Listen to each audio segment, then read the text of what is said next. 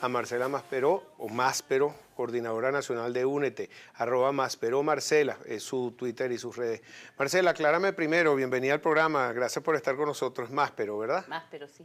Con acento, pero lleva acento, sí, ya está acentuado. Lleva acento. Mira, bueno, lo escribí mal. Bueno, son mayúsculas, pero ahorita hasta las mayúsculas se acentúan. Marcela, bienvenida. El otro día te vi dando, vamos a decir, declaraciones. No sé cuál es el término específico de lo que hablaste en la Asamblea Nacional. Me llamó mucho la atención porque fue como una oportunidad que tuvieron de tener una tripartita que por primera vez, después de tanto tiempo, estuvo el gobierno, que no estaba en estas conversaciones, que estuvo Fede Cámara por lo menos en acto de presencia, no habló, pero estuvo ahí Francisco Martínez en representación de las cámaras. Sí habló Juan Pablo Olarquiaga, representando a los industriales, y tú que hiciste una excelente exposición sobre el caso de los trabajadores en Venezuela. Después de ti vino otro ponente que también habló muy bien por los trabajadores. Yo quería que comenzáramos dándote la oportunidad de que puedas extenderte un poquito más de esos pocos minutos que pudiste tener y hablar, y cuáles son las principales preocupaciones del trabajador en este momento en Venezuela, por favor. Sí, gracias por la invitación y realmente fue la oportunidad que tuvimos, gracias a la dirección del diputado José Guerra, que presidió la Comisión de Análisis del Decreto de Emergencia Económica que produjo el Ejecutivo, y que desde los trabajadores rechazamos categóricamente porque no era otra cosa que legitimar una política que ya se venía dando. Decir que, por ejemplo, había que limitar todo el tema de los bancos, era un corralito financiero. El corralito lo tenemos, todos los que vamos a la banca pública sabemos que no sacamos más de 15.000 bolívares en un cheque. El corralito existe. Todo el tema de políticas que se hablan allí, de manejo de los recursos por parte del Estado sin ningún tipo de control, ya existe. De hecho, fíjate, en Guayana las empresas no producen porque hay unos traders que son los que venden el hierro, lo venden a menos del precio internacional y se ganan ellos los dólares. ¿Esos dólares entran al Banco Central y al pueblo? No. Entonces, ¿podemos seguir así? No. Y es un poco lo que decíamos desde la Asamblea Nacional, que no se puede entregar un cheque en blanco de nuevo al gobierno nacional, porque lo más grave que está sucediendo hoy en este país es la grave crisis ética y moral que tenemos y la corrupción galopante y la parálisis absoluta. Hoy tenemos paro técnico del transporte público en todo el país, producto de la falta de repuestos. Hay desabastecimiento en alimentos y hay una guerra de pueblo contra pueblo que es repelida por los militares cada día a la puerta de los supermercados bicentenarios o de cualquier centro de distribución de alimentos públicos o privados. Tenemos un problema grave con las medicinas, porque además ahora el gobierno decidió nuevamente, en esta emergencia, en vez de recibir la ayuda humanitaria que nos están ofreciendo cientos de venezolanos que están fuera del país y abrir las puertas para que vengan, no, yo voy a volver a comprar medicamentos, los cuales ni siquiera les paso por registro sanitario, pero no le pago la deuda ni permito que se siga produciendo en el país, y los laboratorios dicen que tienen materia prima, y lo hemos contratado solamente hasta abril de este año. Entonces tú nos estás describiendo una situación donde vemos un dominó trancado. ¿Qué puede destrancar ese dominó, Marcela, desde el punto de vista de los trabajadores? Bueno, les quería además agregar otro pequeño detallito. Okay. Un pequeño detallito, fíjate. El tema del salario de los trabajadores y el descuento que se le hace del seguro social obligatorio, del régimen prestacional de empleo, que es el paro forzoso y que no se le cancela a los despedidos, el régimen prestacional de vivienda o FAO, los trabajadores somos estafados porque se nos descuenta el 1%, también aportan los patronos, y se nos hace un show con unos benditos decretos y subsidios para vivienda. Y yo pregunto, ¿hay algún trabajador que discrecionalmente haya decidido en este país y hoy tenga una vivienda producto de este aporte? No sabemos dónde están los reales. Si hablamos, es 1% mensual de todo. Es 1% mensual de lo que yo devengo, pero también un aporte del patrono, es un fondo contributivo que tanto los patronos como los trabajadores aportamos. Y no se sabe qué ha pasado con eso. No, y el fondo de jubilaciones y pensiones de la administración pública, que los trabajadores de la administración pública pagan el 3%.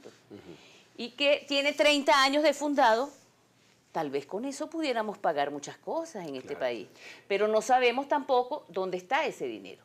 Y si a eso le sumamos el costo de los alimentos, por ejemplo, un kilo de carne 1.900, el kilo de pollo 1.425, 2 pimentones, los que vamos al mercado, los que hacemos las colas, los que tenemos que ir a varios sitios para poder surtir a nuestra familia dignamente con las limitaciones que se tienen.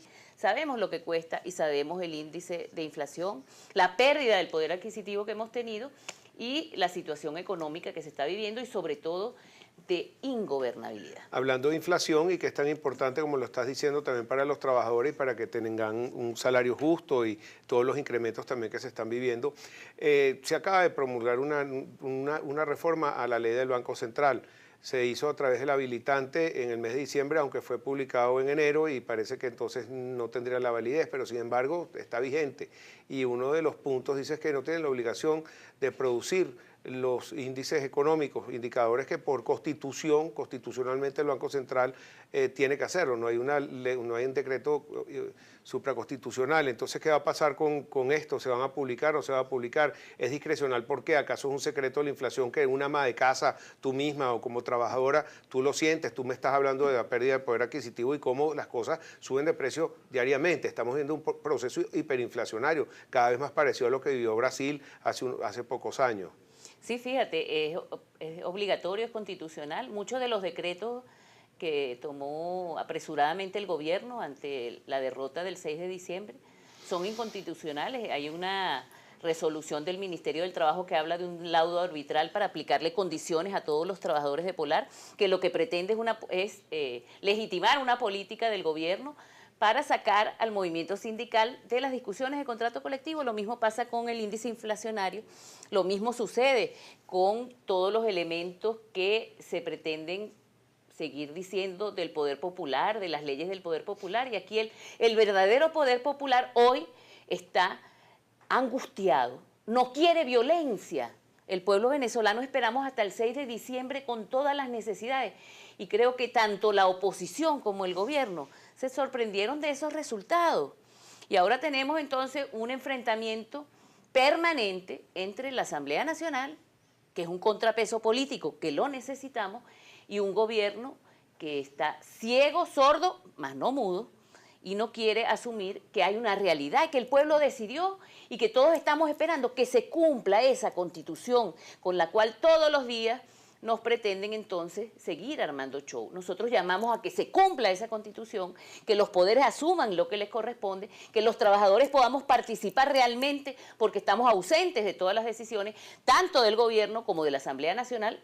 Empezamos con el diputado Guerra, hemos ido a algunas comisiones, nos reunimos con el diputado Freddy Guevara, con el diputado Miguel Pizarro para encaminar. ¿Y esto no había sucedido anteriormente? Por supuesto que no. Y no, sí, cientos de casos de trabajadores fueron a la Comisión de Desarrollo Social Integral, pero todos regresaron sin ningún tipo de respuesta, todo lo contrario. Nosotros estamos planteando desde la Unidad de Acción Sindical y Gremial, la UNET está incorporada allí, presentar un proyecto de ley de libertad sindical, pero también un proyecto de amnistía para los trabajadores, porque nosotros tenemos compañeros perseguidos, presos, despedidos, desmejorados desde hace más de 5 años por defender nuestros derechos, por defender la producción, como el caso de Agropatria, por defender una contratación colectiva, por denunciar corrupción, como en el caso de Civechi, de una empresa mixta venezolana-china, cuyo presidente es un estafador definido en los propios tribunales. Entonces también una ley de amnistía la vamos a preparar desde los trabajadores. Marcela, tenemos que ir a una pausa. Al regreso quería hablar contigo de ese tema que tú tocaste sobre la exposición que dio recientemente a través de su presidente de Industrias Polar, Lorenzo Mendoza, algunas ideas que le da al gobierno para arrancar el aparato productivo desde el punto de vista de ustedes, qué piensan los trabajadores y, bueno, algunos temas más que están en vigencia en este momento y cuál es el punto de vista de ustedes. Marcela Máspero, coordinadora nacional de Únete, @Máspero Marcela. Ya regresamos con más para ustedes en Coto de Pesini, Globovisión.